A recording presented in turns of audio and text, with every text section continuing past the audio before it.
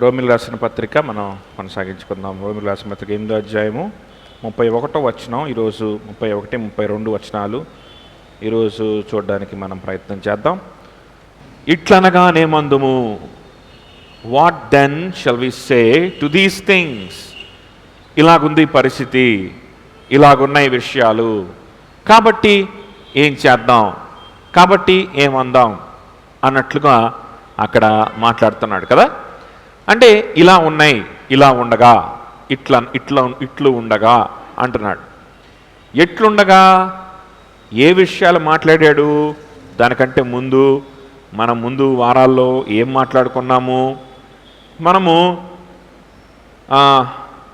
Future glory గురించి మాట్లాడుకున్నాము. దేవుని కుమారులు వారు మహింపరచబడతారు అనే విషయాన్ని మాట్లాడుకున్నాం. దేవుని కుమారులు ఎవరైతే ఉన్నారో వారు భూమి పునాది వేయక మునిపే ఎన్నుకోబడ్డారు, దేవుని చేత ఎరిగిన వారై ఉన్నారు. దేవుని చేత ఎరిగిన వారిని ఆయన ఏం చేస్తాడు? పిలుచుకుంటాడు కదా. పిలుచుకున్న వారిని ఆయన ఒక దినాన మహిమపరుస్తాడు. ఈ మధ్యకాలంలో ఏం జరుగుద్దయ్యా అంటే, సమస్తమును వారి మేలు కొరకు సమకూర్చి దేవుడు జరిగిస్తాడు. ఎందుకు జరిగిస్తాడు అనంటే, అనేక సహోదరుల్లో తన కుమారుడు జ్యేష్ఠ సహోదరుడుగా కనపడినట్లుగా యేసు క్రీస్తు స్వరూపంలోకి మనం మారుతూ, ఆ విధంగా మనం పరిశుద్ధపరచబడడం అంటే nothing but synonymous to growing in to the image of Christ. క్రీస్తు స్వరూపంలోకి మారడమే దాని పర్యాయపదంగా వాడుతున్నాడు. దేనికి పర్యాయపదంగా? పరిశుద్ధపరచబడడానికి పర్యాయపదంగా. సో ఆయన భూమి పునాది వేయక ముందుగా ఎరిగి ఉన్నాడు. ముందుగా ఎరిగి ఉన్న వాళ్ళని ముందుగా ఆయన క్రీస్తు ఆయన కుమారునితో పాటు అటాచ్ చేసేసి వారిని ప్రీడెస్టిన్ చేశాడు అనే విషయాన్ని మనం విన్నాం కదా. క్రీస్తుల్లో మనల్ని ముద్ర వేసేశాడు, క్రీస్తుకి మనల్ని లింక్ చేసేశాడు, క్రీస్తుకి మనల్ని అటాచ్ చేసేశాడు. ఎప్పుడు జరిగింది ఈ సంగతి? భూమి పునాది వేయక మునిపే. భూమి పునాది వేయక మునిపే మనము లేము కదా, కానీ ఆయన మనస్సులో మనం ఉన్నాము. ఆయన మనస్సులో మనం ఉన్నాము. మరి భూమి పునాది వేయక మునిపే మనము పాపం చేశామా? మనం ఏం చేస్తామో, ఏం చెయ్యాలో, ఏం చేస్తామో ఊరికే తెలుసుకోవడం కాదు, ఏం చెయ్యాలో కూడా నియంత్రించేది ఎవరు? ఆయనే. సో భూమి పునాది వేయక మునిపే మనల్ని బాగా ఎరిగినటువంటి దేవుడు, భూమి పునాది వేయక మునిపే వధింపబడినటువంటి గొర్రెపిల్ల తన కుమారుడైన యేసుక్రీస్తు. మనం పాపం చేసిన తర్వాత కదా మనుషులు పాపం చేశారు అయ్యో అనుకొని, అప్పుడు ఐడియా అని దేవుడు కొత్త ఐడియా వేసి, ఇప్పుడు మనం ఏం చేద్దామంటే, మన సొంత కుమారుడు ఉన్నాడు కదా, యేసు ప్రభు ఉన్నాడు కదా, ఆ యేసు ప్రభుని పంపిద్దాం అనుకున్నాడా? అనుకోలేదు.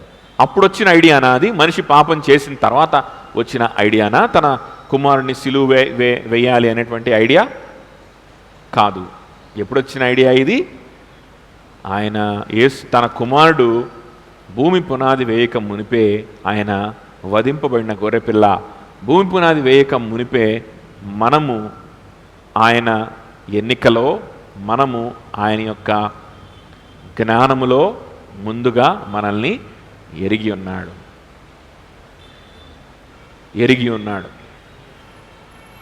అలా ఎవరినైతే ఎరిగి ఉంటాడో వారిని ఆయన ఏం చేస్తాడు?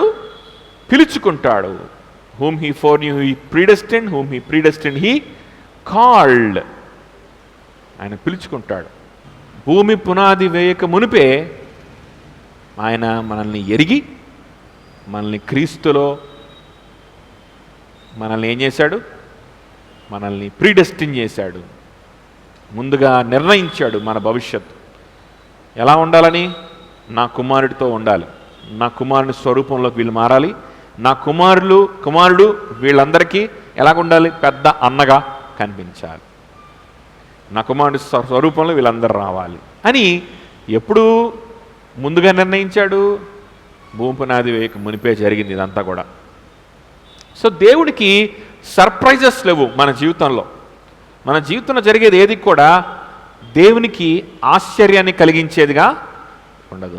మన జీవితంలో జరిగేది ఏది కూడా దేవునికి హఠాత్తుగా ఉండదు. మన జీవితంలో జరిగే ప్రతిదీ కూడా ఆయన ఎరిగి ఉన్నాడు. అర్థమవుతుందా? అలాగని చెప్పి ఇక మనం అన్నీ ఆయన ఎరిగి ఉన్నాడు కదా, ఇంక మనకెందుకులే అని చెప్పి మనం కామ్గా ఉండడానికి కాదు. ఎందుకంటే అది కూడా ఆయన ముందుగా ఎరిగి ఉన్నాడు. ఏది?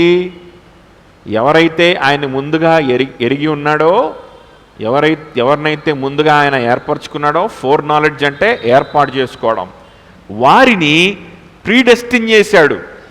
ఇది ఉంది. ఈ ప్రీడెస్టినేషన్ అనేటువంటిది ఇక్కడ మన యొక్క రెస్పాన్సిబిలిటీ అనేది మనకి బయటపడుతుంది అన్నమాట. క్రీస్తు స్వరూపంలో వీళ్ళు ఉంటారు, క్రీస్తు స్వరూపంలోకి వీళ్ళు మారతారు. ఎలా మారతారు? క్రీస్తు స్వరూపంలోకి మారడానికి వీళ్ళు ఇష్టపడతారు. ఫస్ట్ థింగ్, క్రీస్తు స్వరూపంలోకి మారడానికి వీళ్ళు పశ్చాత్తాపడతారు. క్రీస్తు స్వరూపంలోకి మారడానికి వీళ్ళు ఇష్టపడతారు. ఇష్టపడి వాళ్ళు మోకరిస్తారు. కానీ మోకరిస్తారే కానీ వారికి ఎలా ప్రార్థించాలో, ఏం ప్రార్థించాలో తెలీదు. ఆ టైంలో వెంటనే ఎవరు వస్తారు? పరిశుద్ధాత్మ దేవుడు వచ్చేస్తాడు, వారి పక్షాన విజ్ఞాపన చేసేస్తాడు. క్రీస్తు కూడా వారి పక్షాన విజ్ఞాపన చేస్తూ ఉంటాడు. వారు పరిశుద్ధపరచబడి క్రీస్తు స్వరూపంలోకి ఆ విధంగా మారతారు. కొన్ని నిర్ణయాలు తీసుకోవడం ద్వారా, కొన్ని విషయాలు సరి చేసుకోవడం ద్వారా, కొన్ని పాపాలని చంపుకోవడం ద్వారా, కొన్ని విషయాల్ని కఠినమైన నిర్ణయాలు తీసుకొని, కఠినమైనటువంటి కొన్ని డిసిప్లిన్స్ ఒక్కొక్కసారి పెట్టుకోవాల్సి వస్తే పెట్టుకొని, జీవితాన్ని ఉపేక్షించుకొని, సిలువ అనుభవాన్ని అంగీకరించి, సిలువ అనుభవం గురించి, యేసుక్రీస్తుకి శిష్యుడిగా ఉండడం గురించి మనం సండే మాట్లాడుకుంటున్నాం కదా. ఈ సండే ఏం మాట్లాడుకున్నాం? సిలువని ఎత్తుకొని నన్ను వెంబడించడం అనేటువంటి దాని గురించి మనం మాట్లాడుకున్నాం. విన్నావా సిద్ధు? సిలువ గురించి మాట్లాడుకున్నాం. సిలువ అనేటువంటి అనుభవాల్లో 3 విషయాలు ఉన్నాయనుకున్నాం. అందులో ఒక విషయాన్ని మాట్లాడుకుందాం. మిగిలిన 2 రేపు సండే మాట్లాడుకోబోతున్నాం. ఏంటో 2 మిగిలిన ఒకటి? ఫస్ట్ మనం ఏం మాట్లాడుకున్నాం? ఎడబాటు, సెపరేషన్ గురించి మాట్లాడుకున్నాం కదా. సిలువలో ఉన్నటువంటి సెపరేషన్, సిలువలో ఉన్నటువంటి ఎడబాటు, సెపరేటెడ్ లైఫ్ గురించి మాట్లాడుకుందాం. సో ఈ సెపరేషన్ని, అలాగనే ఇంకోటి ఏంటని చెప్పాను గుర్తుందా? సెపరేషన్ని, ఇంకా చెప్పు. అవమానము, వెరీ గుడ్. ఇంకా శ్రమ కదా. శ్రమ అంటే నథింగ్ బట్ ఆ ఎడబాటు, ఆ అవమానము వల్ల వచ్చేటువంటి వేదన. ఇంకా కొన్ని ఫిజికల్ ఆస్పెక్ట్స్ ఉంటాయి, కొన్ని సైకలాజికల్ ఆస్పెక్ట్స్ ఉంటాయి. సో ఆ 2 కలిపి మనం సమరైజ్ చేసి నెక్స్ట్ వీక్ మనం చూస్తాం.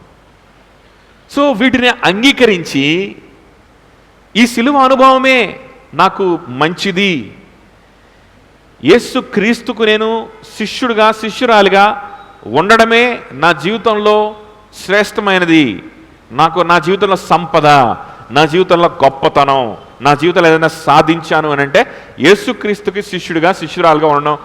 దీనికి మించి నా జీవితంలో సాధించేది ఏది కూడా ఉండదు. ఆయనకి శిష్యురాలుగా, శిష్యుడిగా ఉండాలంటే ఇదిగో ఎడబాటు ఉంది, ఇదిగో ఇవన్నీ ఉన్నాయి. నిజంగా యేసుక్రీస్తు కోసం నిలబడతా ఉన్నవారు, నిజంగా యేసుక్రీస్తుని ప్రేమిస్తా ఉన్న వాళ్ళలో ఇవి ఆటోమేటిక్గా ఇప్పటికే ఉంటాయి. అలాగా ఈ రోమా ప్రాంతంలో ఉన్నటువంటి భక్తులు, అక్కడ ఉన్నటువంటి సెయింట్స్కి ఆల్రెడీగా ఇవి వారి జీవితంలో ఉన్నాయి. ఈ సిలువ అనుభవాలు, ఇవి సిలువ అనుభవాలని మీరు రోమన్స్కే కదా రాశారు మార్కు. అక్కడ కొంతమందికి ఉన్నాయి. వాళ్ళని చూసి అక్కడ ఉన్నటువంటి కొంతమంది రోమీలు వాళ్ళు ఏమనుకుంటారు, ఏంటి మీరు ఇంత ఎడబాటును అనుభవిస్తున్నారు, మీ సొంత వాళ్ళ నుంచి దూరం అయిపోతున్నారు. మీ యేసు ప్రభు కూడా అట్లాగనే దూరం అయిపోయాడు. మీ యేసు ప్రభుని ఎవరు అంగీకరించలేదు. ఆయన్నేమో మీరేమో మా మెస్సయ్య అంటున్నారు. మీరే అంగీకరించకుండా సిలువేశారు, తృణీకరించారు, ఎడబాటును అనుభవించాడు ఆయన. తన సొంత ప్రజలే ఆయన ఏం చేశారు? దూరమైపోయాడు వారికి. మీరు కూడా సేమ్ అట్లానే ఉన్నారు. కొంతమంది క్రైస్తవులు ఉన్నారు మా ఇంటి పక్కన, వాళ్ళు కూడా అట్లాగనే ఉన్నారు పాపం. వాళ్ళు కూడా అందరితో కలవలేకపోతున్నారు. వాళ్ళు కూడా ఏంటంటే అందరినీ ప్రేమిస్తారు, కలవాల్సినప్పుడు అందరితో కలుస్తారు, అందరికీ సహాయం చేస్తారు. కానీ వారి జీవిత విధానం అది అందరికీ అట్రాక్టివ్గా ఉండదు. వారి జీవిత విధానం అందరినీ సంతోషపెట్టేదిగా అయితే ఉండదు. ఏంటి ఎడబాటు అని అడుగునప్పుడు మార్కుని, ఇదేంటి మాకే అర్థం కావటం లేదు, ఇదేంటి అని అడుగుతా ఉన్నప్పుడు అప్పుడు వాళ్ళకి మార్కు, లేదు లేదు లేదు బాబు, అదేం లేదులే, దేవునిలో విజయం ఉంటుందిలే, దేవునిలో శ్రేష్టమైన జీవితం ఉంటుంది. కొంతమంది అట్లాగ అవుతారు, కానీ కొంతమంది మంచిగా ఆశీర్వదింపబడతారు అని చెప్పి వారిని ఆకర్షించేటువంటి దొంగ మాటలు మాట్లాడలేదు. మానవ సంబంధమైన తెలివితేటల్ని అక్కడ ఉపయోగించట్లేదు. ఆయన సువార్తని ఉన్నది ఉన్నట్టుగా ప్రకటిస్తూ ఉన్నాడు. సిలువని ఎత్తుకొనిదే ఆయనకి పాత్రులు కాము అని మా ప్రభు చెప్పాడండి. ఇక మాకు వేరే చాయిస్ ఏముంది? సిలువని ఎత్తుకొనిదే నాకు పాత్రుడు కాదని మా ప్రభు చెప్పాడు. కాబట్టి మా ప్రభు చెప్పిన తర్వాత ఇక మీరు మమ్మల్ని దూషిస్తే ఏంటి, మమ్మల్ని అనుమానిస్తే ఏంటి, అవమానిస్తే ఏంటి, మాకు ఎటువంటి ఇబ్బంది, ఎటువంటి కన్ఫ్యూజను మాకు లేదు. ఎందుకంటే ఇలాగుంటేనే నన్ను వెంబడించడానికి పాత్రులు, ఖచ్చితంగా ఇలాంటి అనుభవం మీకు ఉంటుంది అని ఎవరు చెప్పారు? మా ప్రభువే చెప్పాడు. కాబట్టి ఆయనతో ఉండడం మాకు భాగ్యం. మీరు ఇట్లాంటి అనుమానాలు వ్యక్తం చేసినా, మీరు ఇట్లాంటి అవమానాలు, అనుమానాలు 100 చెప్పినా మేం కన్ఫ్యూజ్ అవ్వం. ఎందుకమ్మా తెలుసా? యేసు క్రీస్తు మాకు చెప్పాడు ఆయనకి శిష్యులుగా ఉండేవారు ఈ విధమైనటువంటి అనుభవాలు గుంటా వెళ్తారని. మీరు 100 అవమానించినా, అనుమానించినా మాకేం కాదు. ఎందుకో తెలుసా? మేము భూమి పునాది వేయక మునిపే ఆయనకు శిష్యులుగా ఉండడానికి, ఆయనకు శిష్యులుగా ఉండడం అంటే ఆయన సిలువను ఎత్తుకోవడానికి, మమ్మల్ని మేము ఉపేక్షించుకోవడానికి, ఆయన సిలువను ఎత్తుకోవడానికి, ఆ సిలువ అనుభవాలు గుండా వెళ్ళడానికి ఆయనకు మాత్రమే శిష్యులుగా, ఆయనకు మాత్రమే బాండ్ సర్వెంట్స్గా, స్లేవ్స్గా, బానిసలుగా ఉండడానికి యేసు క్రీస్తుతో మమ్మల్ని అటాచ్ చేసేశాడు మా దేవుడు. భూమి పునాది వేయక మునిపే జరిగింది ఇది మీకు చెప్పినా అర్థం కాదు అంటే. కొంతమంది ఏందిరా ఈడు ఏం మాట్లాడుతున్నాడు, మనం ఏం అడిగాం, ఈడేం చెప్తున్నాడు, ఏంటో పిచ్చోడు అని చెప్పి వెళ్ళిపోయేవాళ్ళు వెళ్ళిపోతారు. కానీ కొంతమంది ఇందులో ఏదో ఉంది విషయం, మన మతాలకి, మన ఫిలాసఫీలకి, మన ఆలోచనలకి అందనటువంటి విషయం ఏదో ఉంది. మన రోజువారీ చూసేటువంటి రిలేషన్షిప్స్కి, మనం దేన్ని జీవితం అనుకుంటున్నామో, దేన్ని బ్రతుకు అనుకుంటున్నామో, ఆ బ్రతుకుకి, ఆ బ్రతుకు కంటే శ్రేష్టమైన, మన రోజువారీ చూసేటువంటి సంబంధాల కంటే శ్రేష్టమైన, మన రోజువారీ మనం అనుకునేటువంటి ప్రేమలు, ఆప్యాయతల కంటే శ్రేష్టమైన ప్రేమ, ఆప్యాయత ఏదో వీళ్ళకి ఉంది.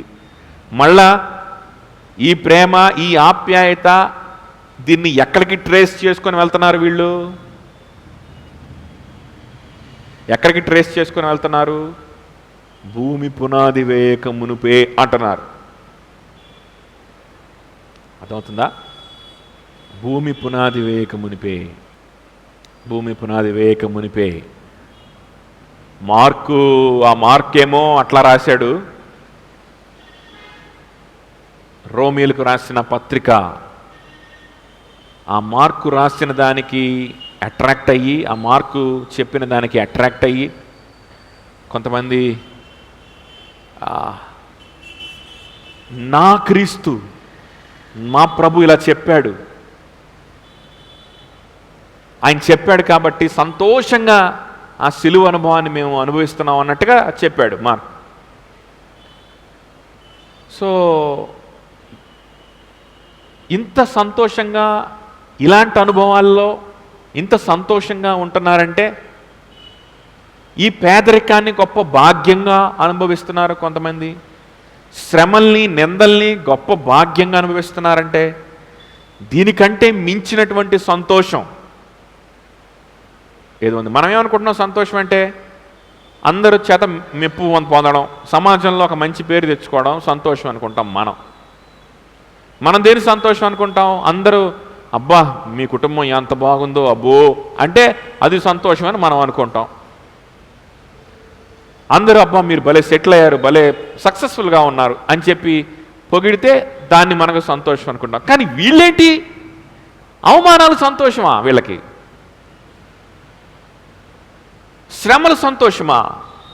సొంత వారి నుంచి ఎడబాటు సంతోషమా వీళ్ళకి? ఇవా వీళ్ళకి సంతోషాలు? అంటే ఈ సంతోషాల కంటే మించినటువంటి వేరొక రిలేషన్షిప్ ఏదో వీళ్ళ జీవితంలో ఉంది.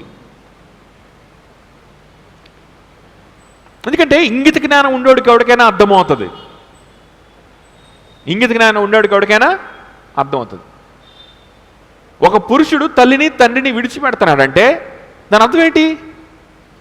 వాడు మిజరబుల్ అయిపోయాడు. పాపం తండ్రిని తల్లికి సరిగ్గా వాడు ఇదివరకు రోజు తల్లి తండ్రితో ఉండేవాడు. పాపం ఇప్పుడు ఏంటో పాపం సంవత్సరానికి ఒకసారే వస్తున్నాడు, 6 నెలలకు ఒకసారి వస్తున్నాడు అంట. పాపం అయ్యో అంటారు ఎవరన్నా? బుద్ధున్నాడు వాడన్నా అంటాడా?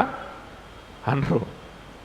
ఆ తల్లి తండ్రి కంటే శ్రేష్టమైన భార్య దొరికింది, భార్య మంచిగా చూసుకుంటున్నట్టుంది, భార్య మంచిగా ప్రేమిస్తున్నట్టుంది, కాబట్టి ఆ భార్యని హత్తుకొని తల్లిదండ్రుల్ని విడిచిపెట్టాడు అని అనుకుంటారు. బుద్ధి జ్ఞానం ఉన్నాడు ఎవడైనా అలానే అనుకుంటారు. అవునా కదా? అయ్యో పాపం అనుకుంటారా ఎవరన్నా? రోజు తల్లి దగ్గరే ఉండేవాడు, ఇప్పుడేంటో పాపం వారానికి ఒకసారి వస్తున్నాడంట, అట్లాగా అయిపోయింది పాపం వాడి జీవితం అని వాడన్నా అంటాడా? ఎవడన్నా అన్నా కూడా వాడేమంటాడు? అరే మెంటలోడా అంటాడు. నాకు పెళ్ళయింది, నాకు భార్య ఉంది, నేను ప్రశాంతంగా ఉన్నాను, నువ్వెవడురా అంటాడు కదా? అలాగుంటుందన్నమాట.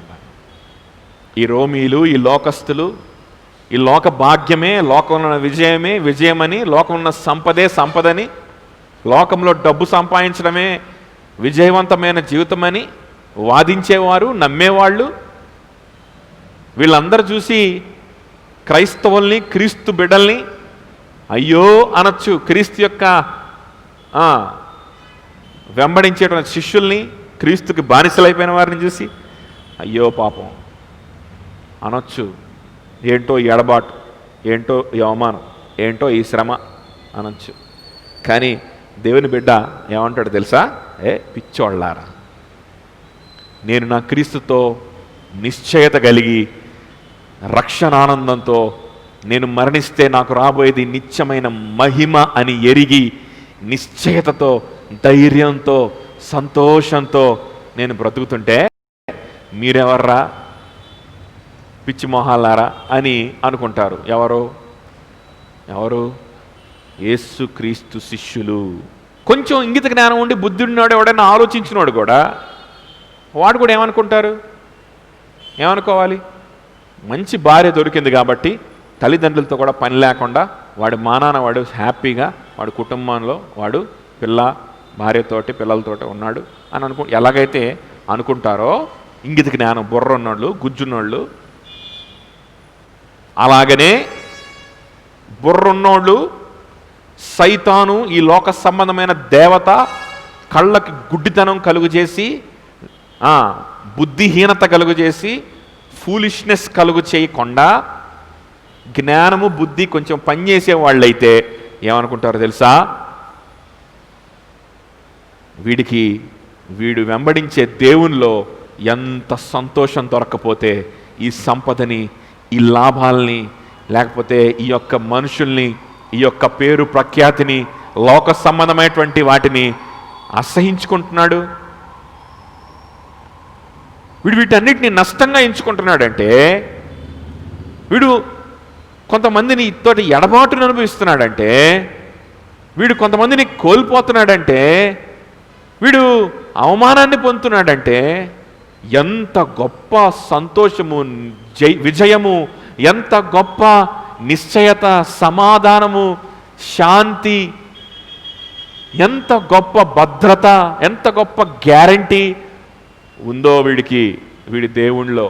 ఆ దేవుడు నాకు కూడా కావాలి అని బుద్ధున్నోడు ఏం చేస్తాడంటే, నాకు కూడా ఆ దేవుడి గురించి చెప్పు బాబు అని ముందుకు వస్తాడు కదా. అది బుద్ధి జ్ఞానం లేనోడు, మూర్ఖుడు ఏం చేస్తాడంటే, లోక మర్యాద చొప్పున, లోకం యొక్క పోకడ చొప్పున, లోకం యొక్క ఆలోచనల చొప్పున వాడు ఆ బ్రతుకులోనే ఉంటాడు. అవే శ్రేష్టమని వాడు భావిస్తూ, అవే విజయాలని భావిస్తూ, దేవుని వైపు చూడకుండా, దేవుని గురించి ఆలోచించకుండా, పట్టించుకోకుండా, దేవుని సువార్తని, వాక్యాన్ని, దేవుని పిలుపుని అంగీకరించకుండా మూర్ఖత్వంలో ఉంటారు. ఉన్నారా ఎవరైనా మూర్ఖత్వంలో? ఇంకా దేవుని చేత ఎన్నుకోబడినటువంటి వారికి కూడా ఈ మూర్ఖత్వం రావచ్చు, రాకూడదని ఏం లేదు. నేను కూడా, మనందరం కూడా ఒకప్పుడు ఈ మూర్ఖత్వంలో ఉన్నవారమే, నేను కూడా ఉన్నవాడినే. కానీ దేవుడు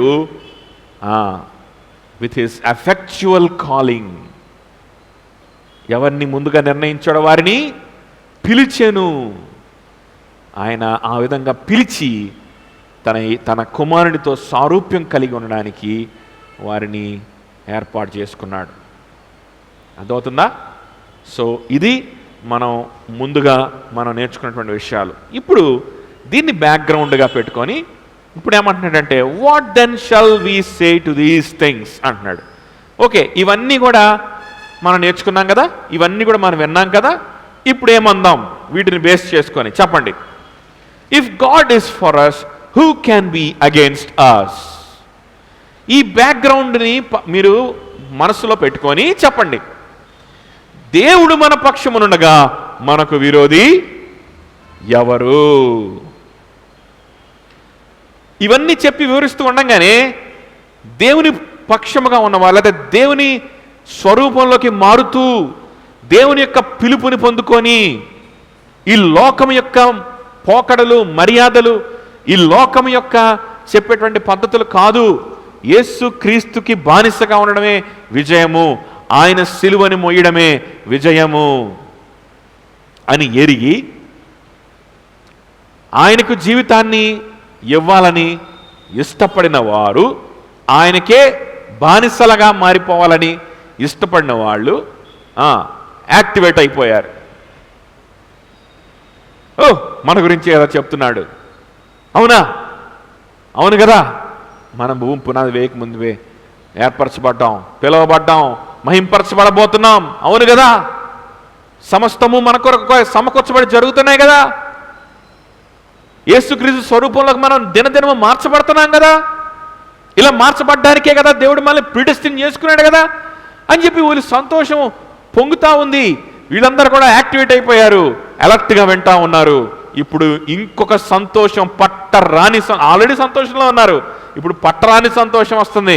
అదేంటంటే, ఇట్లుండగా ఏమందుము, మా దేవుడు మీ పక్షాన ఉన్నాడు కదా. ఇవన్నీ చేసేటంటే అర్థం ఏంటి? దేవుడు మీ పక్షాన ఉన్నాడని, మన పక్షాన ఉన్నాడని. ఇప్పుడు చెప్పండి, దేవుడు మీ పక్షాన ఉంటే మీకు విరోధి ఎవరు? దేవుడు మన పక్షాన ఉండగా మనకు విరోధి ఎవరు? If God is for us, who can be against us? ఈ మాట వినగానే మనస్సులో ఇప్పటికే మనుషుల మాటలు, మనుషుల నిందలు, మనుషులు చెప్పినటువంటి విషయాలు మైండ్లో ఒక ఒక ఒక మూల ఉండి గుచ్చుతా ఉన్న వ్యక్తులు ఎవరన్నా ఉంటే ఈ పాటికే ఎగిరిపోయి ఉంటాయి. ఏదన్నా కొంచెం ఏదన్నా ఒక అవమానం, లేకపోతే ఏదన్నా ఒక భారమో, లేకపోతే ఏదన్నా ఒక నిందో, లేకపోతే ఏదన్నా ఒక పర్ప్లెక్సిటీ, ఏమంటారు దాన్ని, సందిగ్ధ పరిస్థితి వారి మనసులో ఏదన్నా ఉంటే ఈ మాట చెప్పగానే ఠమాల్ మరి మొత్తం ఎగిరిపోయి మొత్తం క్లియర్ అయిపోతాడు మైండ్ అంతా. దేవుడు మన పక్షమునుండగా మనకు విరోధి ఎవరు? ఒక్కడు కూడా లేడు. అవునా? ఈ పాటికే చాలా సరే లోకస్తులు వాళ్ళు అట్లాగన్నారు, వాళ్ళు ఏదో డబ్బులు సంపాదనలోకి వెళ్ళిపోయారు, నా ఫ్రెండ్స్ లేకపోతే నా కొలీగ్స్ వాళ్ళందరూ డిఫరెంట్గా ఉన్నారు, వాళ్ళందరూ ఇదిగా ఉన్నారు. కోర్స్ ఓకే, నాకు అర్థమైపోయింది, నేను ఎన్నుకోబడ్డాను, దేవుడు నన్ను పిలుచుకున్నాడు, నాకు మహిమను ఇవ్వబోతున్నాడు. వాళ్ళకి మహిమ లేదు, వాళ్ళు ఏదో ఒక రోజు మరణించాల్సిందే, ఎప్పుడు మరణం ఎప్పుడు తెలియదు, మరణిస్తే వాళ్ళు నరకానికి వెళ్తారు. కానీ నాకు దేవుని మహిమ ఉంది కదా, నిత్య జీవం ఉంది కదా, పర్లేదులే ఓకే. వాళ్ళు అన్న మాటలు, వాళ్ళు నాకు ఇచ్చే ఛాలెంజెస్ వాళ్ళ గురించి పక్కన పెట్టేయచ్చు, నో ప్రాబ్లం, సరే వాళ్ళని పక్కన పెట్టేయచ్చు. కానీ నా సొంత ప్రజలు బాధించేటువంటి కొన్ని మాటలు ఉన్నాయి. ఒక్కొక్కసారి విశ్వాసులు అనుకునే వాళ్ళే ఒక్కొక్కసారి ఫాల్స్ కన్వర్ట్స్ ఉంటారు. ఈ రోమా సంఘంలో కూడా చాలామంది ఉన్నారు. ఈ రోమా సంఘంలో కొంతమంది జుడాయిజర్స్ ఉన్నారు. జుడాయిజర్స్ అంటే యూదా మతాన్ని తీసుకొచ్చి క్రిస్టియానిటీలో కలిపేవాళ్ళు. క్రీస్తు కృప గురించి అపోస్తులు బోధిస్తూ ఉంటే, కృపా సిద్ధాంతాలు అపోస్తులు బోధిస్తూ ఉంటే, ఈ జుడాయిజర్స్ లేదు మొత్తం కృపే కాదు, మనం కూడా కొంత వర్క్ చేయాలి, మనం కూడా వర్క్ అంటే దేవుని కోసం మనం బ్రతకడం, ఆ వర్క్ సిలువను మోయడం, ఆ వర్క్ కాదు, కొన్ని క్రియలు, కొన్ని డిసిప్లిన్స్, కొన్ని సున్నతి, లేకపోతే ఇట్లాంటి కొన్ని విషయాలు అన్నమాట, అవి చెయ్యాలి. అంతేగాని ఏందో దేవుని కోసం జీవితం అంతా ఏందో ఇవ్వాలంటున్నారు, మనస్ఫూర్తిగా ఆయనకు బానిస అయిపోవాలి, ఇవన్నీ అక్కడ బాబు, ఇవన్నీ కాదు, మనం కొన్ని ఉన్నాయి అవి చెయ్యాలి. మనం సమాజంలో ఒక మంచి వ్యక్తిగా ఉండాలి, మనం సమాజంలో మన ఉద్యోగాన్ని మనం పర్ఫెక్ట్గా చేయాలి. మనం ఒక డాక్టర్గా ఉంటే మనం విపరీతంగా సేవ చేసుకుంటూ ఉండాలి, అంతే చాలు. ఇక అది ఎంత పర్ఫెక్ట్గా చేస్తే దేవుడు అంత బహుమానాలు ఇచ్చేస్తాడు, ఇంక అయిపోయినట్టే, అంతే. యేసుప్రభుకు శిష్యులుగా ఉండమంటే ఏంటి? యేసుప్రభు దేవుడిని నమ్మడమే, అంతే, నమ్మితే చాలు, ఆయన శిష్యులు అయిపోయినట్టే. దేవుని దృష్టిలో పరలోకంలో గొప్ప స్థానం రావాలంటే నీ ఉద్యోగాన్ని, నీ ఫ్రెండ్స్ని, అందరినీ సంతోషపెట్టు చాలు. సో ఈ విధంగా ఇప్పుడు కూడా చెప్తా ఉంటారు కదా, ఆ విధంగా అప్పుడు కూడా కొంతమంది బోధించేవాళ్ళు అనమాట. వాళ్ళని జుడాయిజర్స్ అంటారు. యూదా మతంలో ఉన్నటువంటి పద్ధతులు ఇవన్నీ కూడా. సో ఇలాంటి పద్ధతులు బోధిస్తూ ఇవి చాలు, ప్రాగ్మాటిజం అన్నమాట. ప్రాగ్మాటిజం మీన్స్ విశ్వాసులు కాని వారిని, యేసుక్రీస్తు సువార్త ఏంటో అర్థం కాని వారు, అదే లోకంలో ఉండేటువంటి జనరల్ పబ్లిక్, ఆ పబ్లిక్కి ఏది ఇష్టమో, వాళ్ళకి ఎలా ఉంటే ఇష్టమో అలా ఉండి వాళ్ళని అట్రాక్ట్ చేసి వాళ్ళని సంఘంలోకి ఇన్వైట్ చేయాలి అనే పద్ధతిని ఏమంటారు? ప్రాగ్మాటిజం అంటారు. మనం సపరేట్ అయిపోకూడదు, మనం అందరితో కలిసి ఉండాలి, అందరితో బ్రదర్హుడ్ మనం మెయింటైన్ చేయాలి. అందరూ ఒకటే, అందరం కలిసే ఉన్నాం, మేము ఒకటే మీరు ఒకటే అని చెప్పాలి. ఏముందండి, ఏం బోధించాడండి మీ యేసు ప్రభు అని అంటే ఏం చెప్పాలి మనం? మీ యేసు ప్రభు ఏం బోధించాడంటే ఏముందండి, మా యేసు ప్రభు ఏం బోధిస్తాడు, మీ దేవుడు బోధించిందే మా యేసు ప్రభు కూడా బోధిస్తాడండి. మంచిగా ఉద్యోగం చేసుకోవాలి, నిజాయితీగా ఉండాలి, మంచిగా ఉండాలి, ఇదే బోధిస్తాడు, అంతకుమించి ఏముండదండి, మనందరం ఒకటేనండి అని చెప్పాలి. That is called pragmatism. చర్చికి వచ్చే వాళ్ళని, విశ్వాసుల్ని చూస్తే బయట ఉండే వాళ్ళు అట్రాక్ట్ అవ్వాలి, వాళ్ళు అడ్మైర్ చేయాలి అనేటువంటి బోధ, దాన్ని ప్రాగ్మాటిజం అంటారు. సో ఇటువంటి బోధ చేసేవాళ్ళు ఆ రోమా సామ్రాజ్యంలో కూడా ఉన్నారు. సో మోస్ట్లీ అక్కడ ఉండేవాళ్ళుగా రోమీలు ఉంటారు, ఇంకా యూదులు ఉంటారు. సో ఈ విధమైనటువంటి పరిస్థితులు అక్కడ జరుగుతూ ఉన్నాయి. అంటే సంఘంలోనే సో కాల్డ్ బిలీవరే, వాడు చూడడానికి పైపైనా బిలీవర్ అనే చెప్పుకుంటాడు, కానీ నిజంగా యేసుక్రీస్తుకి జీవితాన్ని సమర్పించి నిజంగా యేసుక్రీస్తు కోసం అవమానాన్ని, సిలువ అనుభవాన్ని కూడా పొందడానికి ఇష్టపడి ఉన్న వ్యక్తులు. ఫర్ ఎగ్జాంపుల్, ఎవరన్నా అపోస్తులుడు, సువార్త సేవకుడు ఏమయ్యాడంటే చెరసాల్లో వేయబడ్డాడు. చెరసాల్లో వేయబడినప్పుడు ఏమవుద్దంటే ఆ చెరసాల్లో నుంచి మళ్ళీ విడిపించాలంటే చాలా జరిమానా కట్టాలి.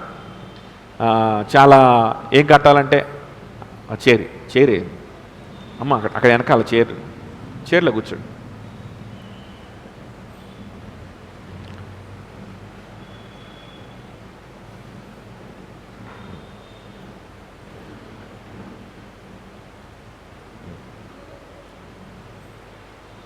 ఓకే.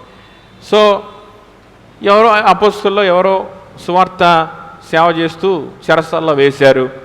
చెరసాల్లో వేసినప్పుడు ఆ సేవకుడికి జరిమానా వేస్తారు. ఒక్కొక్కసారి కొడతారు, కొట్టిన తర్వాత మళ్ళీ డబ్బులు కట్టాలి, డబ్బులు కడితేనే విడిపిస్తారు. సో అప్పుడు ఆ సంఘంలో ఒక వ్యక్తి ఉన్నాడు.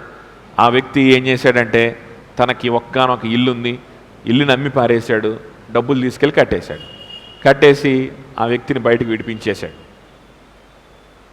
విడిపించుకొని వచ్చాడు. ఆ సహోదరుని, ఆ సేవకుడిని ఆదరిస్తూ ఉన్నాడు.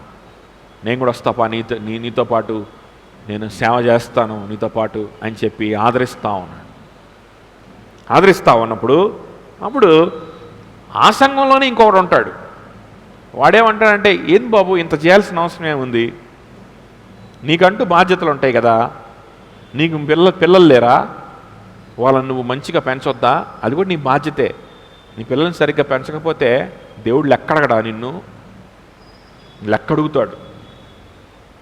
నీ పిల్లలకి వాళ్ళకి కావాలనుకున్నది వాళ్ళకి కొనిలేకపోయామనుకో, దేవుడు నిన్ను లెక్కడుగుతాడు.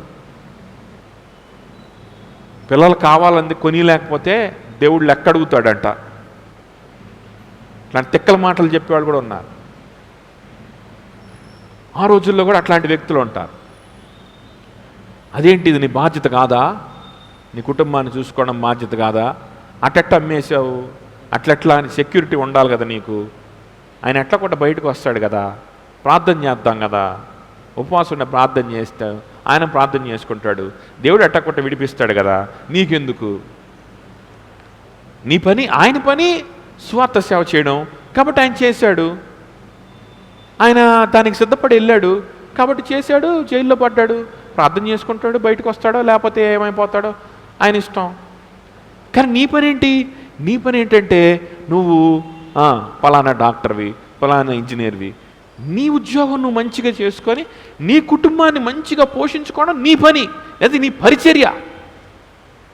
నువ్వెట్లాగట్లా అమ్మి పారేసావు, నీ కుటుంబాన్ని అన్యాయం చేసినట్టు అయింది కదా అంటాడు.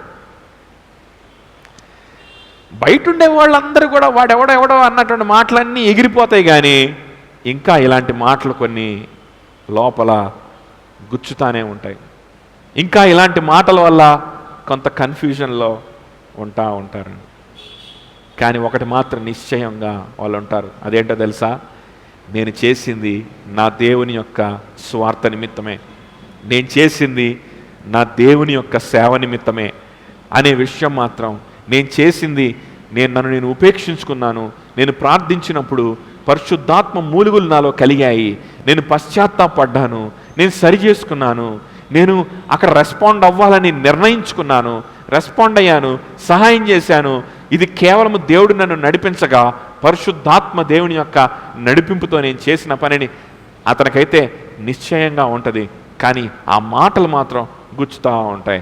ఇప్పుడు పౌలు ఈ డైలాగులు మొత్తం అయిపోయిన తర్వాత, ఈ ముందున్నటువంటి విషయాలన్నీ అయిపోయిన తర్వాత, దేవుడు మన పక్షముగా ఉండగా నీకు విరోధి ఎవరు అనగానే ఈ మాటలు కూడా ఎగిరిపోతాయి.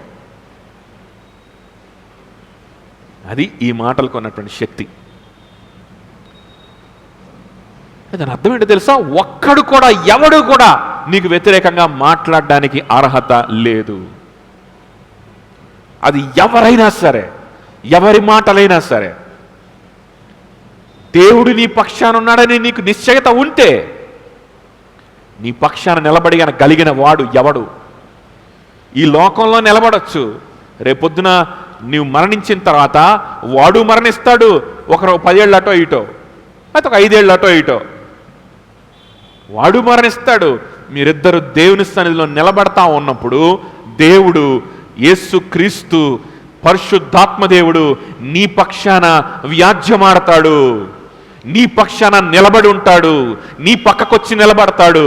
వాడు నీ వైపు ఈ వేరెత్తి చూపించడం కాదు కదా, నీ వైపు కన్నెత్తి చూడడానికి కూడా వాడికి ధైర్యం ఉండదు.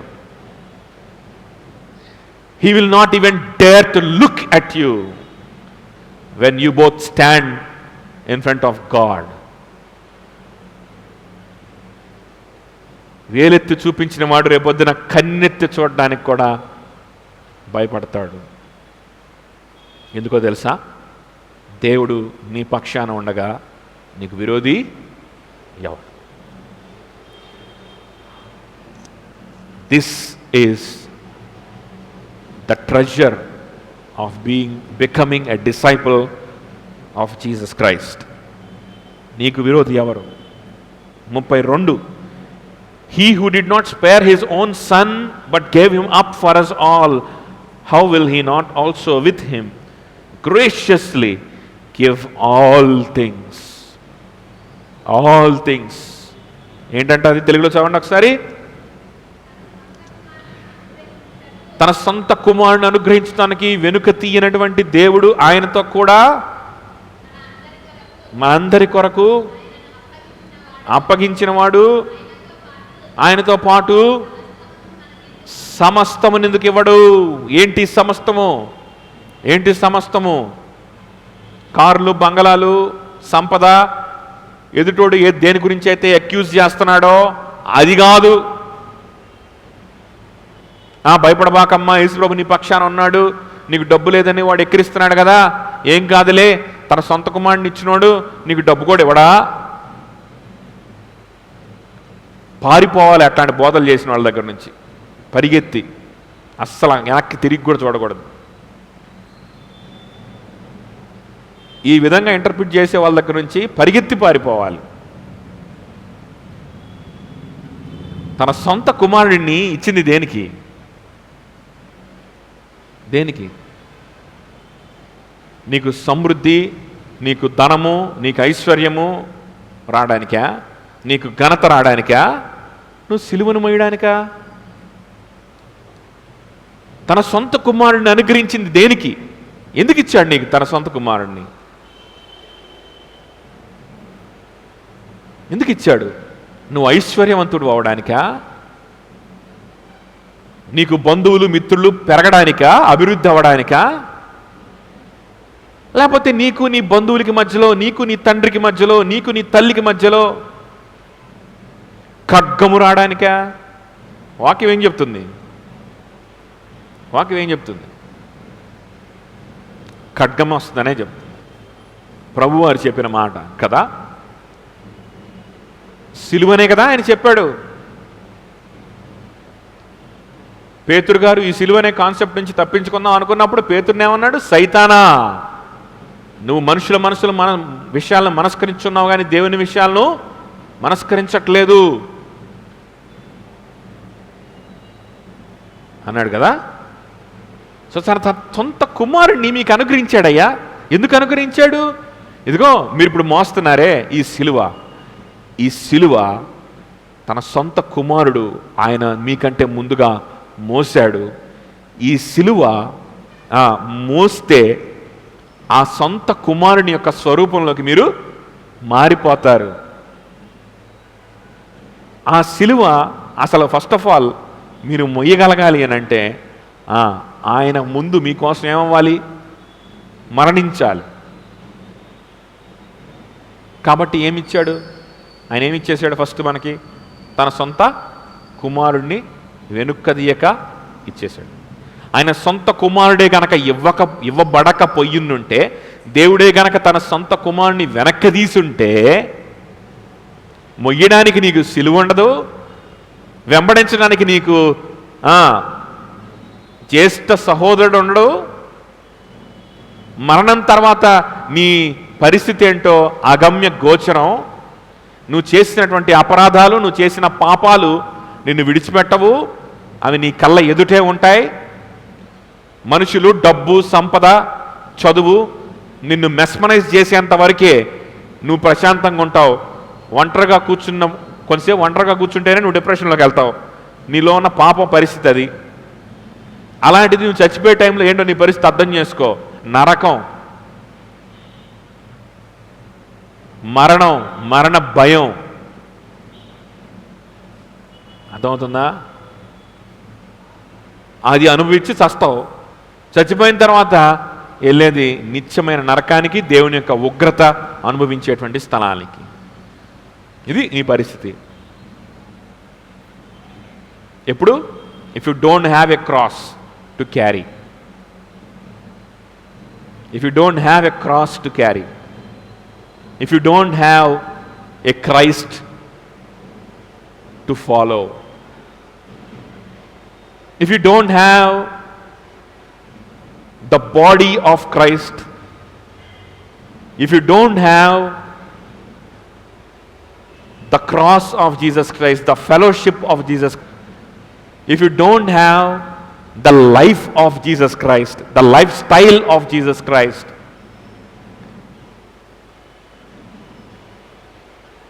if you don't have nothing to deny, if you don't have anything to deny, నువ్వు ఉపేక్షించుకొని హత్తుకోవడానికి నీకెవరు లేకపోతే, సిలువనెత్తుకొని వెంబడించడానికి నీకెవరు లేకపోతే,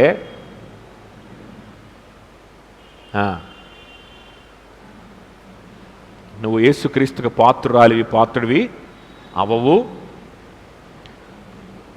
ఆయనకి పాత్రుడు అవడం అంటే ఆయనలో ఉన్నటువంటి ఆయన ద్వారా వచ్చేటువంటి పరిశుద్ధపరచబడ్డం, ఈ ప్రాసెస్ నీలో ఉండదు. దినదినము మార్పు చెందడం, క్రీస్తు స్వరూపంలోకి మారడం అనేటువంటి ప్రాసెస్ ఉండదు. పరిశుద్ధపరచబడ్డం అనేది ఉండదు. ఇంకా ఏముండదు? నిత్య జీవములోకి వెళ్ళడం అనేది ఉండదు. నిత్యమైన నరకము. ఎందులోకి వెళ్తావు? శిక్షలోకి వెళ్తావు ఆటోమేటిక్గా. అందుకని పౌలు ఏమంటున్నాడంటే,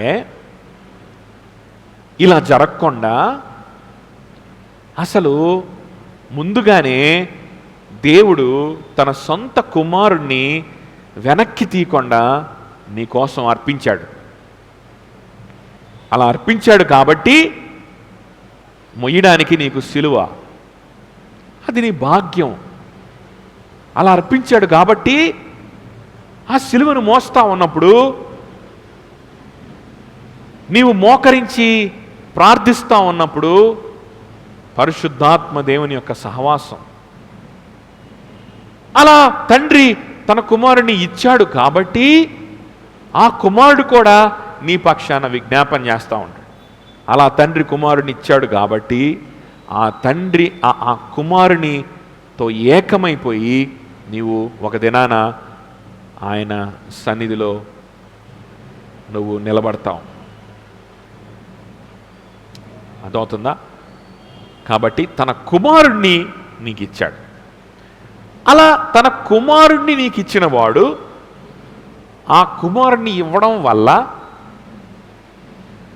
ఆయన్ని వెంబడించి ఆయనతో పాటు భద్రపరచబడి ఆయనతో పాటు పరలోక రాజ్యానికి ఆయన ఎలా పునరుద్ధరణ అంటే 3 దినాలు తిరిగి లేచాడో, నువ్వు కూడా మరణించినా కూడా మరలా ఆయనలాగే తిరిగి లేచి ఆయనలాగానే దేవుని రాజ్యానికి వెళ్ళే అవకాశం నీకు వచ్చింది. ఎందుకు?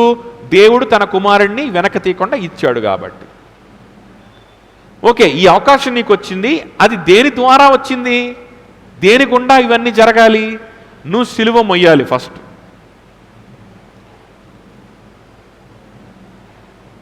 ఇంత ప్లాన్ చేసి నువ్వు శిక్షలోకి వెళ్ళకూడదు, పరలోకానికి వెళ్ళాలని, నువ్వు శాపంలోకి వెళ్ళకూడదు కానీ ఆశీర్వాదంలోకి వెళ్ళాలని నువ్వు దుఃఖంలోకి ఓటమిలోకి వెళ్ళకూడదు, కానీ యేసుక్రీస్తుకు వచ్చిన విజయం, యేసుక్రీస్తుకు వచ్చిన పునరుద్ధానంలోకి నువ్వు వెళ్ళాలని ఇష్టపడి తన సొంత కుమారుడిని ఇచ్చిన వాడు ఆ కుమారుని యొక్క ఆ కుమారుడిని వెంబడించడానికి నువ్వు సిలువనెత్తుకున్నప్పుడు ఆ సిలువని మోసేటువంటి శక్తిని ఆ కుమారుని వెంబడించడం కోసం అని చెప్పి నువ్వు సిలువ అనుభవం అయిన ఎడబాటును, అలాగనే అవమానాన్ని, అలాగనే శ్రమని అనుభవిస్తూ ఉన్నప్పుడు వాటన్నిటిని భరించడానికి, వాటన్నిటినీ సహించడానికి, వాటిని సంతోషముగా ఎంచుకోవడానికి, వాటిని బట్టే స్తుతించడానికి, ఆరాధించడానికి కావలసిన ప్రతి ఒక్క ధైర్యము, ప్రతి ఒక్క నిశ్చయత, ప్రతి ఒక్క కాన్ఫిడెన్స్, ప్రతి ఒక్క సంతోషము, సమాధానము మీకెవడా అంటున్నాడు పౌలు. అర్థమవుతుందా? మీకెవడా ఇస్తాడు. ఇవ్వట్లేదా అంటే విశ్వాసులు అంటారు ఇస్తున్నాడు పౌలు అంటాడు. నాకు ఇస్తున్నాడు పౌలు,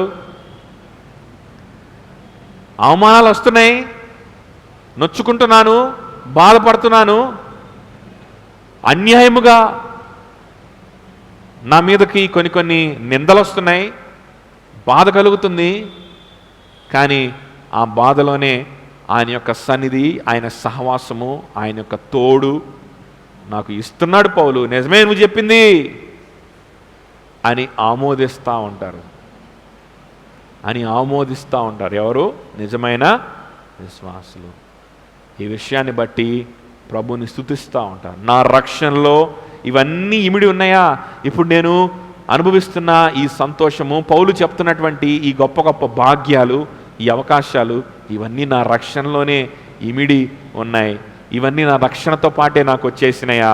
ఇంత గొప్ప భాగ్యాలు, ఈ రక్షణ నా వల్ల కలిగింది కాదా, ఇది ఆయన వల్లనే కలిగిందా అని ప్రభువుని స్తుతిస్తూ గణపరుస్తూ దేవుని కోసం బ్రతకడానికి ఇంకా సంతోషంగా విశ్వాసులు ముందుకొస్తున్నారు. మనం రాగలుగుతున్నామా ఈరోజు? ఈ మాటల్ని వింటున్న మనము కదా. How will he not also with him graciously give all things? Who shall bring any charge against God's elect? It is God who justifies. దేవుని ఏర్పరచుకున్న వారి వ్యతిరేకంగా ఎవరు వేలెత్తి చూపించగలరు? దేవుడే నీతిమంతులుగా తీర్చేవాడు. దేవుడే సింహాసనం మీద ఉన్నాడు.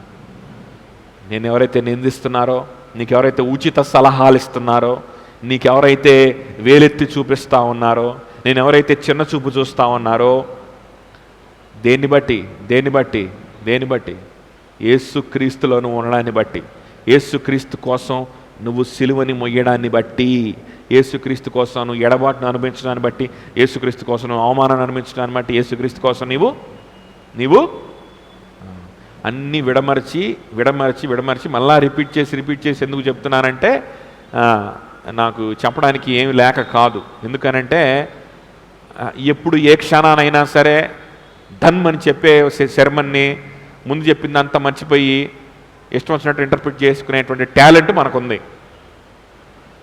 అందుకని ఓకే, ఇప్పుడు నాకు చెప్పిందంతా మర్చిపోతారు. దేవుడు ఎవరు వేలెత్తి చూపించగలరు అనగానే, అవును ప్రభు నన్ను ఎవరు వేలెత్తి చూపించగలరు, నేనున్న కష్టాలను బట్టి, నేనున్నటువంటి పేదరికాన్ని బట్టి వేలెత్తి చూపిస్తున్నారు. అందుకు కాదు నాన్న, అందుకని మళ్ళీ రిపీట్ చేస్తున్నాను. నువ్వు యేసుక్రీస్తు సిలువని మోసే దానివైతే, నువ్వు యేసుక్రీస్తు సిలువని మోస్తున్న వాడివైతే, ఆ సిలువలో ఉన్న అవమానం, ఆ సిలువలో ఉన్న ఎడబాటు, ఆ సిలువలో ఉన్న శ్రమను అనుభవిస్తున్నట్లయితే, నీకు ఉచిత సలహాలు ఇవ్వడానికి, నిన్ను బాధించడానికి, నిన్ను చిన్నచూపు చూడడానికి, నేను వెర్రివాడిగా చూడడానికి చాలామంది తయారవుతారు. వాళ్ళని చూసినప్పుడు ఈ మాటలు గుర్తు రావాలి.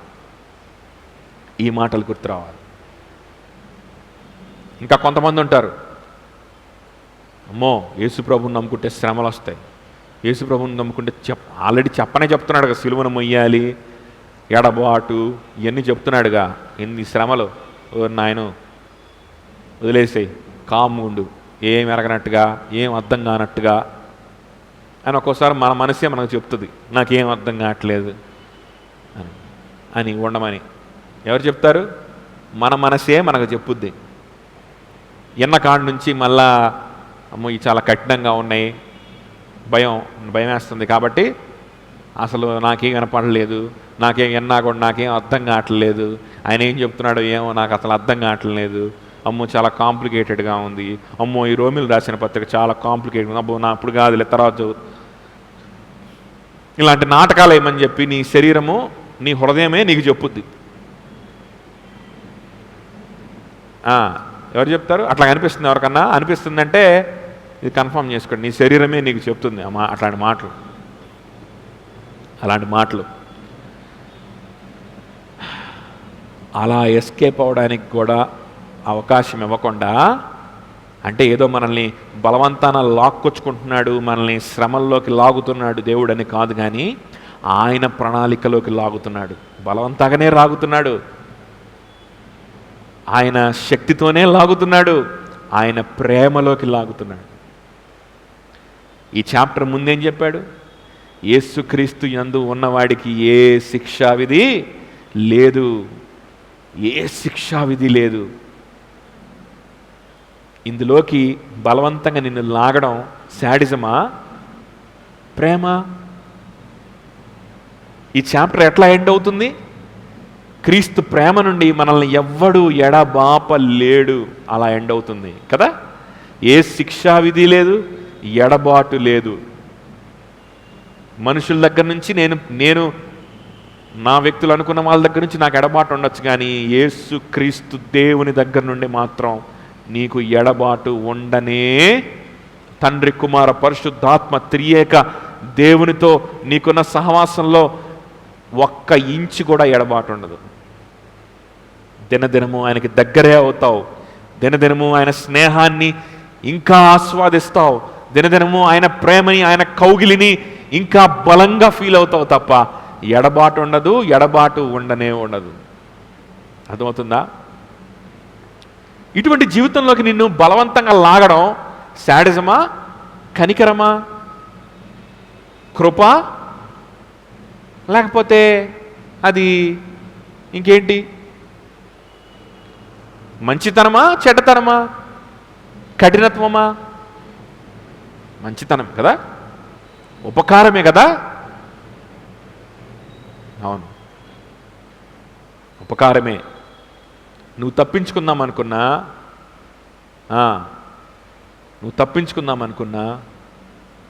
చాలా కఠినంగా ఉంది అని నువ్వు చెప్దాం అనుకున్నా, దేవుడు ఏమంటున్నాడంటే, who shall bring any charge against God's elect? దేవుని ఏర్పరచబడినటువంటి వారి మీద వేలు చూపించగలిగిన వాడెవడు? ఎవ్వరు లేరు. It is God who justifies. It is God who justifies. నేను జస్టిఫై చేయాలి, నేను నీతిమంతులుగా తీర్పు తీర్చేవాడిని. నేను ఈరోజు కాకపోతే రేపైనా నువ్వు అర్థం చేసుకోవాల్సిందే ఈ సత్యాన్ని. నేను తీర్పు తీర్చేవాడిని. నా కుమారుణ్ణే ఇచ్చాను కదా. నువ్వేదో శ్రమ అనుకుంటున్నావే, ఏదో శ్రమ పడాలంట అని భయపడుతున్నావే, ఏదో శ్రమలు వస్తాయంట, సిలువ అంటున్నారని చెప్పి వెనక్కి తీయాలని చూస్తున్నావు కదా. సిలువని గురించి విన్నప్పుడు నీకు భయం వేసి నువ్వు నాటకాలు ఆడడానికి ప్రయత్నిస్తున్నావు కదా. దేవునికి ఇంకా దూరంగానే ఉండడానికి కొన్ని నాటకాలు సిద్ధపరుస్తున్నావు కదా. ఎందుకమ్మా అలా సిద్ధపరుస్తావు? ఎందుకమ్మా అలా నాటకాలు ఆడతావు? నా కుమారుడిని ఇచ్చినోడిని ఆ సిలువను ఎత్తుకోవడానికి సంతోషాన్ని ఇవ్వలేనా? ఒకవేళ అటువంటి అవమానమే భరించాల్సి వస్తే ఆ అవమానంలో నీకు సంతోషాన్ని ఇవ్వలేనా? ఆ శ్రమని అనుభవించాల్సి వస్తే ఆ శ్రమల్లో నేను నీకు తోడై ఉండనా? నీకు ఆదరణనివ్వనా? నీ కన్నీటిని తొడవనా? ఎందుకు నాటకాలు ఆడతావు? ఎందుకు తప్పించుకుంటావు? ఎలా తప్పించుకుంటావు? దేవుడు నిన్ను ఏర్పరచుకున్నాడు. దేవుడిని నేర్పరచుకున్నాడు అని చెప్తా ఉన్నప్పుడు విశ్వాసుల హృదయాలు పగిలిపోతాయి. ఇంకా అవిశ్వాసులుగా ఉన్నవారు జీవితాల్ని ప్రభు సన్నిధిలో సమర్పణ చేస్తారు. Yes, if God is for us, who can be against us? ఆయనతో కూడా సమస్తము ఉచితముగా అనే మాట ఉందా? క్రీస్తుతో కూడా తన సొంత కుమారుని ఇచ్చినవాడు ఎలా ఇస్తాడంట? సమస్తము ఎలా ఇస్తాడు? ఉందా లేదా? చదువు ఒకసారి. తీయక అప్పగించినవాడు ఆయనతో పాటు సమస్తమును అన్నాడు. అంతేనా? Okay. Graciously give all things. ఆయనతో పాటు కృపాపూర్వకంగా ఉచితముగా గ్రేషియస్గా. ఇంకొక ఎన్ఎస్బిలో అనుకుంటా ఉచితముగా అనుందా, ఫ్రీలీ అనుందా? ఫ్రీలీ అని. కృపతో ఇస్తాడంటే. ఎలా ఇస్తాడు? కృపతో ఇస్తాడు. ప్రభా, నీ బిడ్డగా నేను ఉండాలని నిర్ణయించుకున్నాను. ప్రభా, నీ సంఘముతో నేను జత చేయబడి నీ సంఘముతో కలిసి నేను బ్రతుకుతూ నీ నామాన్ని ఘనపరుస్తూ నీ కోసం బ్రతకాలని నేను నిర్ణయించుకున్నాను ప్రభా. అయితే ఇలా నిర్ణయించుకుని నేను ముందుకెళ్తా ఉంటే అదిగో వారు ఏయో మాట్లాడుతున్నారు, అదిగో వాళ్ళు నన్ను వెరిదాన్ని అంటున్నారు, అదిగో వాళ్ళు నన్ను అవమానిస్తూ ఉన్నారు, నన్ను నిందిస్తూ ఉన్నారు. నన్ను ధైర్యపరచు ప్రభా, నన్ను ఆదరించు ప్రభా, నాకు బాధగా ఉంది ప్రభా అని ప్రభు దగ్గరికి వెళ్ళి కన్నీరు గార్చామనుకో, ఏందమ్మా నా దగ్గర కన్నీరు గారుస్తావు, గట్టిగా ఉండు, ఏం కాదులే, ధైర్యంగా ఉండు, నేను చిన్న చిన్న నాటికి నా దగ్గరకు వచ్చి ఎడుతావేంటి అండు.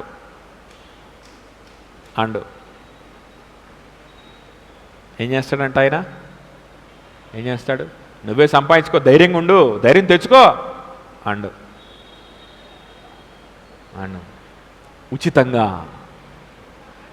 ధైర్యాన్ని ఇస్తాడు, ఉచితంగా ఆదరణనిస్తాడు, ఉచితంగా సంతోషాన్ని ఇస్తాడు. నువ్వు అడిగితే చాలు. నువ్వు అడగకుండానే తన కుమారుడిని నీకు ఇచ్చినవాడు. గ్రేషియస్లీ, ఫ్రీలీ, ఉచితముగా, కృపాపూర్వకంగా, నీ దగ్గర నుండి ఆశించడం కాదు, నీకే నువ్వే సంపాదించుకోమని ఆ లోడ్ నీ మీద వెయ్యడు, కానీ ఆయనే కృపతో ఇస్తాడు. నువ్వు నీ బలహీనతలో ఉండగానే, నువ్వు ఆ దుఃఖంలో ఉండగానే నిన్ను ఆదరిస్తాడు. అర్థమవుతుందా? అలా ఆదరించేటువంటి దేవుడు మనకున్నాడు కాబట్టే ఒక్కొక్కసారి మీరు నా దగ్గరకు వచ్చి ఏడ్చారనుకోండి, నేను ఆదరించను. ఎందుకో తెలుసా? Because you and I has to understand that we have a God who is gracious. మనుషులు ప్రతిసారి మనల్ని ఆదరించరు. ఒకవేళ ఆదరించినా అది అప్పటి వరకే ఉంటుంది. ఒకవేళ మనల్ని ఆదరించినా అది మనకు తాత్కాలికంగానే ఉంటుంది ఆదరణ. కానీ దేవుని సన్నిధిలో కూర్చున్నారనుకో ఏ ప్రభు అలా అండంట. ప్రభు ఏం చేస్తాడు? కృపాయుక్తముగా నిన్ను ఆదరిస్తాడు. నా చెప్పింది ఉచితముగా ఆదరిస్తాడు. సరే, యేసు ప్రభువులో లేవు, యేసు ప్రభు వదిలేసాయి, యేసు ప్రభు కాదు, నాకంటూ నా లైఫ్ ఉంది, నా కెరీర్ ఉంది, నా చదువు ఉంది, నా తల్లిదండ్రులు ఉన్నారు, వాళ్ళని పోషించుకోవాలి, లేకపోతే నా కుటుంబం ఉంది పోషించుకోవాలి, నా బాధ్యతలు ఉన్నాయి, ఇవన్నీ కాదు, నాకు ముందు నేను డబ్బులు సంపాదించాలి, ముందు నేను నాకున్న పనులు నేను చూసుకోవాలి, మంచి పేరు తెచ్చుకోవాలి. Okay, well and good. సరే, ఆ క్రియల్లో ఆ జీవితంలో నీవు ఉంటావు. ఆ జీవితంలో నీవు ఉన్నప్పుడు నీకు దుఃఖం రాదా? ఆ జీవితంలో నీకు ఉన్నప్పుడు నీకు ఓటమి రాదా? నీకు కన్నీరు రాదా? ఎప్పుడు సక్సెసే వస్తుందా? నీకు జబ్బు రాదా? నీకు మరణం రాదా? నీకు అవమానాలు రావా? ఎవ్వరు అవమానించరా? కింగులాగా బతికేస్తావా బతికినంతకాలం? ఎవ్వరి కింద పనిచేయవా? చెప్పండి, పని చేస్తావా పని చేయవా? అప్పుడు వాడెవడో అవమానిస్తాడు, అప్పుడు వాడెవడో ఏదో చేస్తాడు, ఏదో అంటాడు, ఏదో ఓటం వస్తుంది, ఏదో ఆరోగ్యం సహకరించదు, ఫెయిల్ అయిపోతావు. సడన్గా అలాంటి సిచ్యువేషన్స్ వస్తాయి. అలాంటి సిచ్యువేషన్స్ నాకు రానే రావు అన్నావంటే నీ అంత మూర్ఖుడు ఎవరు ఉండరు. ఎందుకంటే మనిషి అన్న తర్వాత ఖచ్చితంగా వస్తాయి. అప్పుడు నువ్వు ఎవరి దగ్గరికి వెళ్తావు ఆదరణ కోసం? ఎవరి దగ్గరికి వెళ్తావు ధైర్యం కోసం? ఎవరికి తుడుస్తారు నీ కన్నీరు? ఎవడన్నా తుడిచాడే అనుకో, తుడిచిన తర్వాత ఆఖరిలో మనకు బిల్లు ఇస్తాడు. బాబు, నేను ఊరకనే తొడవేదమ్మా, ఇదిగో ఇది నాకు బదులుగా ఇవ్వాలి, మళ్ళా నాకు తిరిగి సహాయం చెయ్యాలి, ఏదో విధంగా నాకు ఉపయోగపడాలి నాన్న. బిల్లు ఉంటుంది, ప్రతిదానికి బిల్లు ఉంటుంది. యేసుక్రీస్తుకి బానిసగా ఉండడం it is costly, but being a slave to this world is even more costly. యేసుక్రీస్తుకి బానిసగా ఉండడం కాస్ట్లీయే. There is a cost to discipleship of Jesus Christ. If you want to be a disciple of Jesus Christ, yes, you have to pay some cost. That is carrying the cross and denying your self కదా. సిలువని మోయడం, నిన్ను ఉపేక్షించుకోవడం, ఆయన వెంబడించడం. నిజమే, కొంత ధనం చెల్లించాలి యేసుక్రీస్తుకి బానిసగా ఉండాలంటే, యేసుక్రీస్తుకి శిష్యులుగా నువ్వు ఉండాలంటే. యేసుక్రీస్తుకి కాకుండా ఇంకా ఎవడికి లోకానికి, డబ్బుకి, నీ చదువుకి, లోకానికి నువ్వు బానిసగా నువ్వు ఉన్నా, ఎవరికొకరికి బానిసగా ఉండాలి. యేసుక్రీస్తు నుంచి నేను ఫ్రీగా ఉన్నాను, లోకానికి నేను ఏం బానిసనేం కాదు అని అనుకోవడానికి లేదు. If you are not a slave of God, you will be a slave to the world. You will be a slave to your own heart, deceiving heart. వీటికి బానిసగా ఉండడం ఇంకా కాస్ట్లీ. అదవుతుందా? చెప్పాను కదా ఇందాకే. ప్రభు ఎలా ఇస్తానంటున్నాడు? ఉచితంగా, కృపతో. మనుషులు అట్లా ఇస్తారా ఉచితంగా? ఎవరన్నా ఏదన్నా ఇస్తారా ఉచితంగా? అది ఆదరణే కావచ్చు, ధైర్యమే కావచ్చు, ఒక ఫ్రెండ్షిప్పే కావచ్చు. ఉచితంగా ఇస్తారా ఎవరన్నా? ఏదన్నా ఇస్తారా? యెషయా గ్రంథం 55:1 అధ్యాయం ఒకసారి చూడండి తొందరగా. యెషయా 55:1 ఏంటది? 55:1. దప్పిక కొన్ని వారలారా నీళ్ల యొద్దకు రండి, రోకలు లేని వారలారా అంటే డబ్బు లేని వారలారా మీరు వచ్చి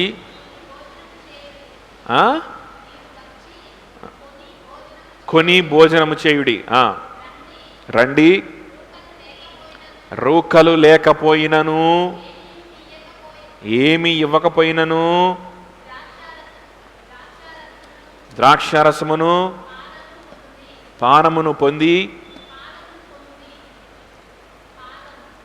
పాలను కొనుడి కదా. బై వితౌట్ మనీ అనేటువంటి మాటలు అక్కడ మనం చూస్తాం. ఇంగ్లీష్లో చూస్తే ఎట్లా ఉంటుందంటే, come everyone who thirsts come to the waters and he who has no money come buy and eat.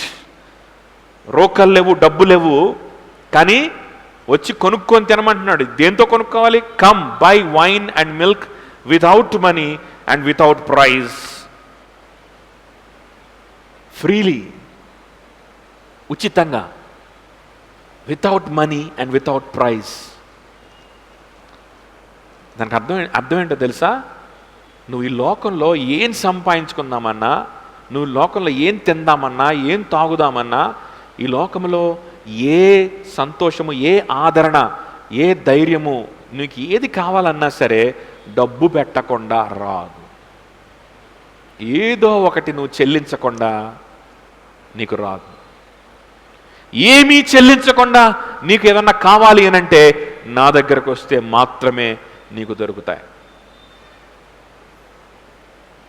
2వ వచనంలో ఏమన్నా చూడండి, why do you spend your money for that which is not bread and your labour for that which does not satisfy. Listen diligently to me and eat what is good and delight yourself with rich food. నీకు ఆహారం ఉంది, నువ్వు శ్రేష్టమైన దాన్ని తింటున్నావని నువ్వు feel అవుతున్నావు. నా దగ్గర మంచిగా డబ్బుంటే, మంచిగా సమృద్ధిగా సంపాదించుకుంటే, వెంటనే ఇమీడియట్గా ఏదైనా తినాలనిపించినప్పుడు టక్క స్విగ్గీ ఓపెన్ చేసి సబ్వే నుంచి, ఇంకా కాఫీ డే నుంచి, కేఎఫ్సి నుంచి ఎంత కావాలంటే అంత పెట్టి నేను ఆర్డర్ చేయగలిగితే అప్పుడు నేను గొప్ప అని నువ్వు అనుకుంటున్నావు. బుద్ధి లేనివాడా, నువ్వేం తింటున్నావు తెలుసా? చెదారం తింటున్నావు. ఆ షాపును చూసి నువ్వేందో శ్రేష్టమైన భోజనం చేస్తున్నావు అని నువ్వు ఫీల్ అవుతావు. ఓ టేస్టీగా ఉందని ఫీల్ అవుతావు. మంచిగా సమృద్ధిగా ఉన్నాను, నాకు అంత బాగుంది, సమృద్ధి ఉంది అని నువ్వు ఫీల్ అవుతూ ఉంటావు. అసలు అది తిండే కాదు, నిన్నది బ్రతికించదు, నీకది బ్రతుకుని ఇచ్చేది కాదది. నీకు నిత్య జీవము, నీకు బ్రతుకుని ఇచ్చేది నా దగ్గర ఉంది. నా వాక్యం లేకుండా, నేను ఆదరించేటువంటి ఆదరణ లేకుండా నువ్వేం తింటావు? ఏం తింటే నీకు ఆరోగ్యం వస్తుంది? దేవుడు ఇచ్చేటువంటి ఆదరణ లేకుండా, దేవుడిచ్చేటువంటి సంతోషం లేకుండా, దేవుడిచ్చేటువంటి నిశ్చయత లేకుండా, పరలోక రాజ్య సంబంధమైనటువంటి రక్షణ ఆనందము లేకుండా, దేవుడిచ్చేటువంటి సమృద్ధి జీవితము, ఈ వాక్యము, ఆయనతో ఉన్న సంబంధము, ఆయన మనల్ని హెచ్చరించడం, మనల్ని ఆదరించడం, సన్నిధిలో కూర్చొని ప్రార్థన చేస్తూ ఉన్నప్పుడు ఆయన మనతో కూడా మూలగడం, మనం కలిసి మనం ఆయన సన్నిధిలో సరి చేసుకోవడం, ఆయన స్వరూపంలోకి మారడం, ఇవన్నీ లేకుండా నువ్వు ఏం తిన్నా నీకు క్యాన్సర్ వస్తుంది, నువ్వు ఏం తిన్నా నీకు డయాబెటీస్ వస్తుంది. శాపం పెట్టడం కాదు, వస్తుందా లేదా?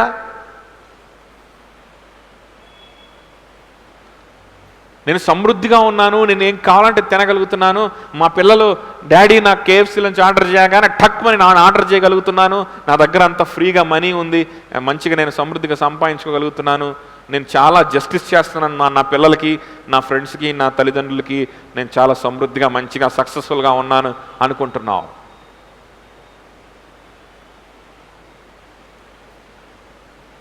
అసలు తిండేదా కాని దాని గురించి నువ్వెందుకు ప్రయాసపడుతున్నావు? నువ్వెందుకు డబ్బులు ఖర్చు పెడుతున్నావు అంటున్నాడు. Why do you spend your money for that which is not bread and labour for that which is does not satisfy.